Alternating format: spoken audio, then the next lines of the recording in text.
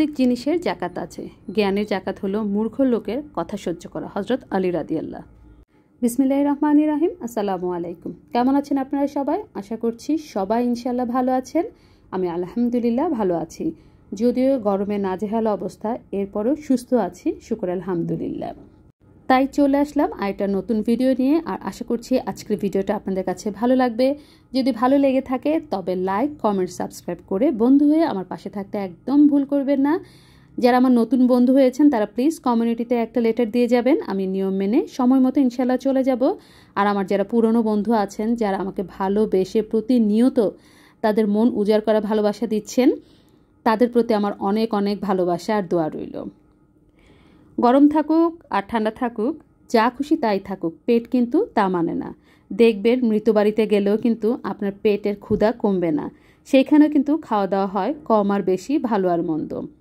তো এই গরমেও বাচ্চাদের খুব ইচ্ছে হচ্ছে পিৎজা খেতে। তো ভাবলাম বাচ্চাদের মনটা একটু রক্ষা করি, হোক না আমার একটু কষ্ট। যদিও এখন আমার ময়ান করতে খুবই কষ্ট হয়, এরপরেও ভাবলাম আমার একটু কষ্টতে যদি সবার একটু আনন্দ হয়, মন্দ কি। তাই পিৎজা বানানোর প্রিপারেশন শুরু হয়ে গেল। আমি আমার প্রয়োজন মতো ডো করে নিয়েছি। পিৎজা বানানোর ডো আপনারা সবাই জানেন, সো এখানে বলার কোনো কিছুই নাই। এরপরে যদি মনে করেন যে হ্যাঁ বলে দিলে ভালো হয়, তাই বলে দিচ্ছি। ইস্ট দিয়েছি, চিনি দিয়েছি, দুধ দিয়েছি, পানি দিয়েছি, একটু লবণ দিয়েছি, দিয়ে কিছুক্ষণ ঢেকে রেখেছি। তারপর যখন এটা ইস্টটা ফুলে উঠেছে তখন সেখানে 2 কাপ ময়দা দিয়ে দিয়েছি।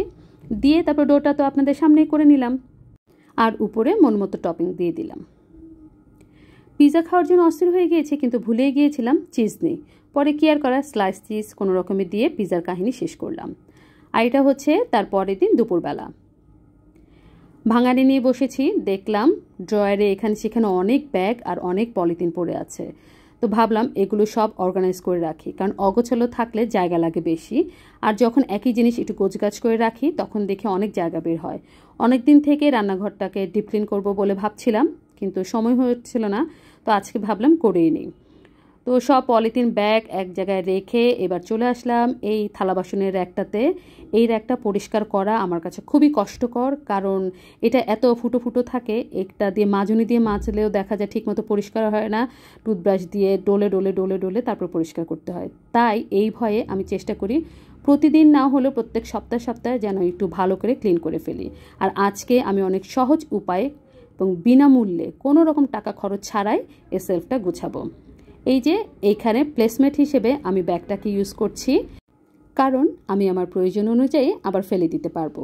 কোনো ধোয়াপালার কোনো ঝামেলা নেই, বা নষ্ট হলেও টেনশনের কোনো কারণ নেই। আর আজকে যেহেতু অনেক ব্যাগ বের করেছি, তা ব্যাগের একটু সদ্ব্যবহার তো করতে হয়। তো ব্যাগটা সুন্দর করে প্রত্যেকটা থাকে থাকে বিছিয়ে তারপর আমার প্রয়োজনীয় জিনিসগুলো এটার উপরে রেখে দিলাম। এখন কিন্তু দেখতে ভালোই লাগছে। কয়দিন যায় দেখা যাক। প্রথমে তো খুব ভালো করে অর্গানাইজ করি, পরে তো সব উল্টোপাল্টা।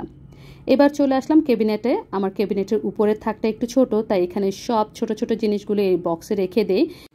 এখানে সব বেকিং আইটেমগুলো রাখা আছে, যাতে সুবিধা হয় আমার এখান থেকে বের করে নিতে। আর ছোট যে বক্সগুলো এখানে রাখা যায় সেগুলো এখানে রেখে দিলাম। তো ওই সেলফ গুছিয়ে চলে আসলাম। যেই ন্যাপকিন বা রুমাল বা ন্যাকড়া দিয়ে এতক্ষণ এইগুলো সবগুলো ধুয়ে মুছে পরিষ্কার করলাম, সেগুলো তো এখন একটু পরিষ্কার করতে হবে। ওরা যেহেতু এতটা হেল্প করলো আমাকে বাকি সব ফার্নিচার পরিষ্কার করতে, সুতরাং ওদেরকে পরিষ্কার পরিচ্ছন্ন করে রাখাটাও তো আমার দায়িত্ব। আর এই পরিষ্কার পরিচ্ছন্নতার ক্ষেত্রে আমি কিন্তু ভিম লিকুইডটাই সবচেয়ে বেশি প্রেফার করি। আমার কাছে কেন যেন মনে হয় তেল চিটচিটে ভাব বা অন্যান্য ময়লা, বিশেষ করে রান্নাঘরের এই ধরনের এই ন্যাপকিনগুলো থেকে উঠানোর জন্য ভিম লিকুইড সবচেয়ে বেস্ট। আমি এটা দিয়ে এখন কিছুক্ষণ রেখে দিব, আর বাকি যে কাজ আছে সেগুলো করে নিব। আমি যখন রান্নাঘরকে ডিপ ক্লিন করছিলাম তখন বাচ্চাদের খাবার দিয়ে দিয়েছি। তো বাচ্চারা খাবার খেয়ে প্লেটগুলো রেখে গিয়েছিল, আমি বলেছিলাম রেখে যেতে। তারপর দেখি যে এগুলো পুরোটাই একদম শক্ত হয়ে গেছে, ভাত টাত লেগে। এখন একটু পানি দিয়ে ভিজিয়ে রাখবো। ভিজিয়ে রেখে আমি বাকি কাজ যেগুলো আছে সেগুলো আস্তে ধীরে করে ফেলবো। আসলে ডিপ ক্লিন করতে বসলে অনেকটা সময় পার হয়ে যায়, বোঝাই যায় না। অনেক দিন থেকেই ভাবছিলাম কিন্তু রান্নাঘরটা ডিপ ক্লিন করবো, করেও করা হচ্ছিল না। তাই ভাবলাম আজকে একটু ধরেই ফেলি। এর জন্য এই যে এখান থেকে শুরু করে পুরো রান্নাঘরে মোটামুটি সব লুকসই চেঞ্জ করেছি।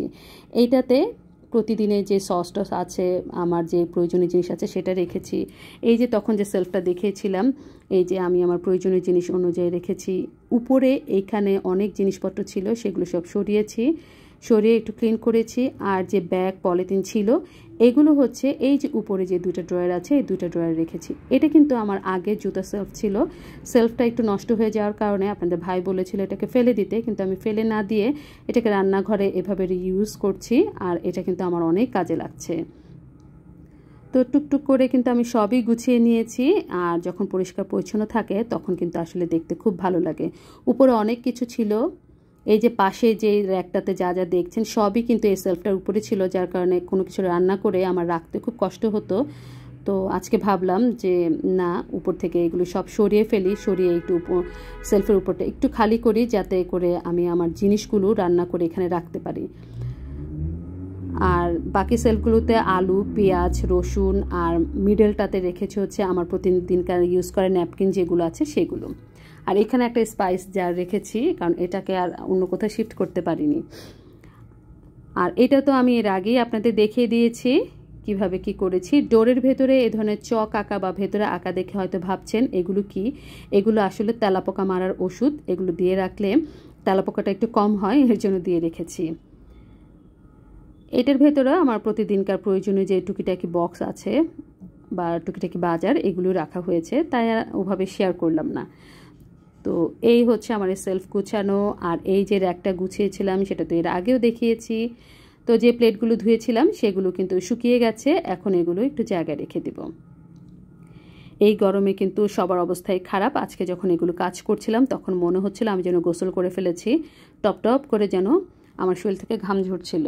কিন্তু এরপরও মনে হচ্ছিল কাজ যখন ধরেছি একেবারে শেষ করেই ছাড়ব। আলহামদুলিল্লাহ শেষ হয়েছে, যদিও একটু পরিশ্রম হয়েছে, কিন্তু এরপরও পরিশ্রমের পরে যখন রেজাল্টটা খুব ভালো আসে তখন কিন্তু দেখতে খুব ভালো লাগে। এই যে এইটা ছোট্ট একটা জিনিস, এখানে ছোটোখাটো মশলা কুটি আমি, তো এটা এখানটায় রেখে দিলাম। আর এই যে নিচে থাক থাক করে যেগুলো বাচ্চাদের টিফিন বক্স বা আমার প্রতিদিনের প্রয়োজনীয় যে জিনিসপত্রগুলো আছে সেগুলো রেখেছি। তার পাশে হচ্ছে আমার অল্প একটু ছোট চুলার পাশে ছোট জায়গা আছে, এরকম স্ল্যাব করা আছে, তো ওইখানে আমি আমার প্রয়োজনীয় জিনিস মশলাপাতি তেল যা আছে সব কিছু রেখেছি।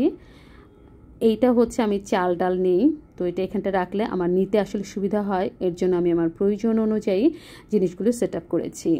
এখানে আমার সব মশলার বাটি রেখেছি। আর ওই যে ওই পাশে দেখছেন, ভাবছেন এখানে ময়লা, আসলে এটা ময়লা না, এটাতে রঙটাই এরকম হয়ে গেছে। আর যেহেতু ইলেকট্রনিক্সের ব্যাপার বা ইলেকট্রিক লাইনের ব্যাপার, এর জন্য কিন্তু এত ভেতরে যাওয়া যায় না। আর এই দইয়ের বক্সটাতে আমার ইউজ করা তেল। আর এই যে চুলোর পাড়টা সুন্দর করে পরিষ্কার করে নিলাম। চুলার পেছনে যে গ্যাসের পাইপটা ছিল সেটা তো একটা ফয়েল পেপার দেওয়া ছিল, যেটা নোংরা হয়ে গিয়েছিল, সেটাও চেঞ্জ করে দিলাম। চুলার উপরের ওয়াল আশেপাশে যা আছে সব কিছু আজকে খুব ভালো করে ডিপ ক্লিন করে নিলাম। তো এখন কিন্তু অনেক কষ্ট হলেও অনেক ভালো লাগছে যে অবশেষে আমার যে পরিশ্রম সেটা সার্থক হয়েছে। এখন আমার রান্নাঘরটা মনে হচ্ছে যে একটু টিপটপ হয়েছে, যদিও যেরকম চাচ্ছিলাম সেরকম হয়নি, কিন্তু এরপরে যতটুকু হয়েছে শুকর আলহামদুলিল্লাহ। তো যেই ন্যাপকিনগুলো এখানে ভিজিয়ে রেখেছিলাম সেগুলো এখন ধুয়ে নিব, আর ধুতে ধুতে আপনাদের কাছ থেকে বিদায় নিয়ে নিব।